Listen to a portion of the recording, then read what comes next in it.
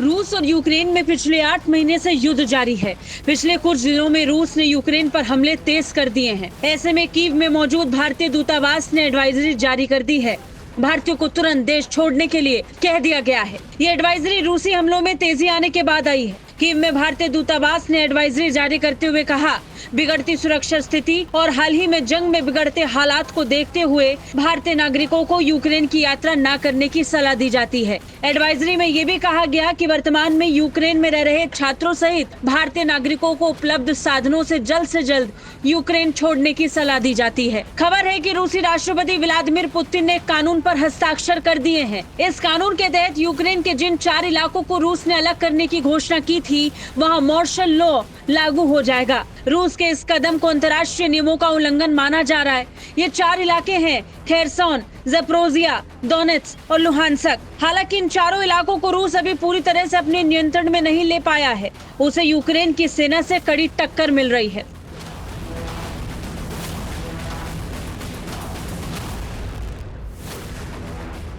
दरअसल रूस इन इलाकों में अपने नेताओं को कमान सौंपने के बाद अपने 60,000 लोगों को बसाने जा रहा है। पुतिन ने टेलीविजन पर दिए अपने संबोधन में कहा, मैं आपको याद दिला दूं कि Donetsk People's Republic, Luhansk People's Republic, Kherson और ज़पोरिज़िया के रूस में शामिल होने से पहले वहां मार्शल लॉ लागू था।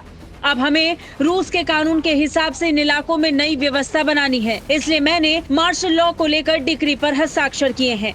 इसे जल्द ही रशियन फेडरेशन काउंसिल के पास भेजा जाएगा। इस डिक्री के तहत यूक्रेन से सटे 8 इलाकों के भीतर और बाहर आवाजाही पर पाबंदी लगा दी जाएगी।